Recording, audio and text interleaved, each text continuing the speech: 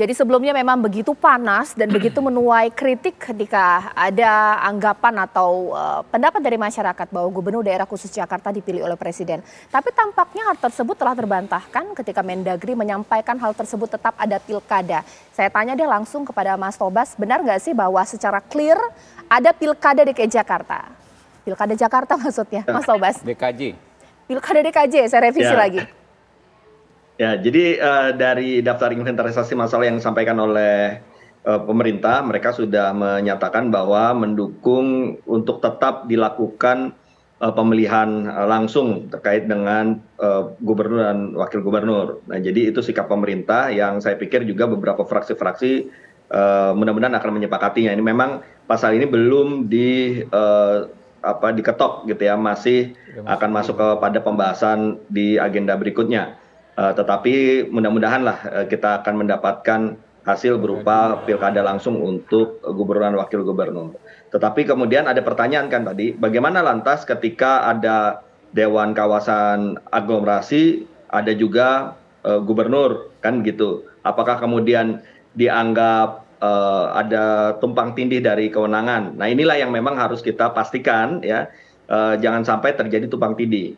Kenapa? Karena begini, di dalam DKJ ini kita akan bicara soal otonomi daerah, baik otonomi daerah yang juga dimiliki oleh DKJ maupun juga otonomi daerah yang dimiliki oleh kawasan-kawasan daerah-daerah yang menjadi penunjang ya, Bekasi, Bogor, Depok, Cianjur, Tangerang Selatan yang itu menjadi bagian dari kawasan aglomerasi. Masing-masing punya otonominya ya. Tetapi ketika berbicara soal bagaimana kita mengatur agar pembangunan di DKJ ini bersinergi dengan pembangunan yang ada di kawasan-kawasan penunjang itu. Nah, itulah yang akan dikoordinasikan oleh Dewan Kawasan Aglomerasi. Ya, misalnya jangan sampai pembangunan di Bogor itu akan menyebabkan kemacetan di Jakarta, gitu kan? Atau sebaliknya.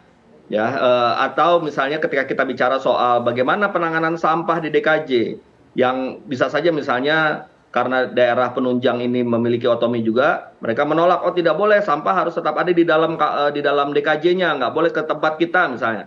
Nah, itu yang harus dibicarakan. Soal tadi banjir juga Mas Adi Pray juga sampaikan ya. Soal banjir ini kan tidak bisa ditangani hanya di DKJ saja karena dari awalnya itu ada di puncak misalnya, di kawasan sampai ke Cianjur gitu, sampai ke Bogor. Nah, ini kan harus dibicarakan bersama-sama. Nah, inilah yang menjadi fungsi dari Dewan Kawasan Aglomerasi untuk membicarakan rencana-rencana tata ruang, rencana penanganan banjir, penanganan transportasi, penanganan lingkungan hidup dan sebagainya dalam satu kesatuan dengan masih menghormati otonomi masing-masing.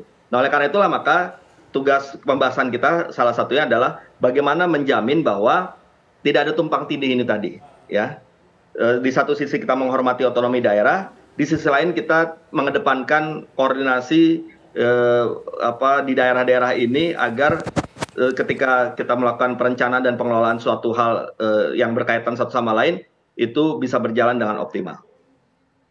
Oke, tampaknya dari Balik sendiri pun dalam pembahasan masih ada kekhawatiran kalau tidak dibahas secara rinci dan rigid bisa jadi ada tumpang tindih kewenangan. Ya justru itu. Ya. Justru pembentukan Dewan Kawasan Aglomerasi itu justru untuk menghilangkan yang namanya tumpang tindih yang terjadi selama ini. Selama ini kan yang terjadi adalah memang harus diakui kadang-kadang ada konflik ego sektoral. Saya pengen bangun misalnya bendungan di kawasan ini, yang nggak ada pertimbangan bahwa akan berdampak ke kawasan sebelahnya.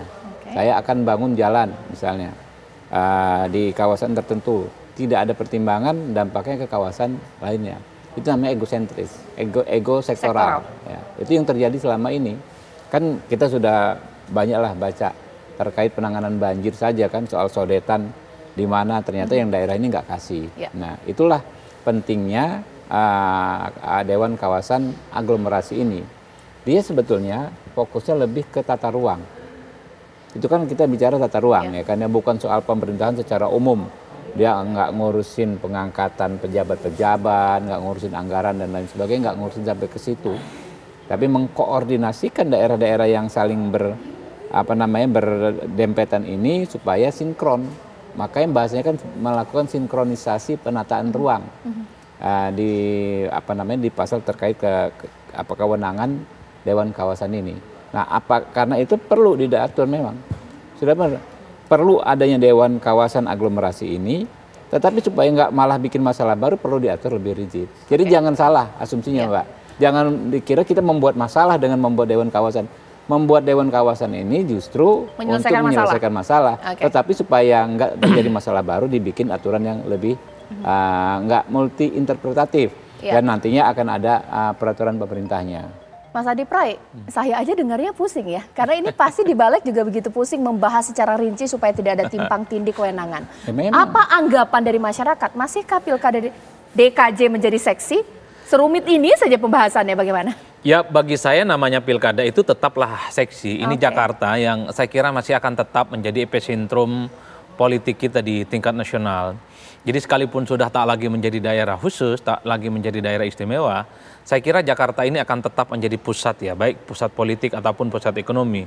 Mungkin butuh waktu sekitar 20-30 tahun ke depan akan bergeser, di mana Jakarta ini tak lagi rasanya pilpres, tapi biasa-biasa saja dibandingkan dengan yang lain. Tapi kalau pilkada 2024, 5 tahun yang akan datang, 10 tahun yang akan datang, Jakarta bagi saya tetaplah seksi ya. Yang pertama itu, yang kedua, memang yang ramai dalam draft rancangan undang-undang DKJ itu kan soal bagaimana kewenangan seorang gubernur sebenarnya. Karena Dewan ini adalah bagian dari kepanjangan tangan seorang presiden yang sebenarnya tujuannya adalah untuk mengakselerasi supaya tata ruang ini bisa maksimal dengan daerah-daerah penyangga sekitarnya, Tangerang Selatan, Kota Tangerang, kemudian Bekasi, Depok, Cianjur, dan seterusnya, dan seterusnya.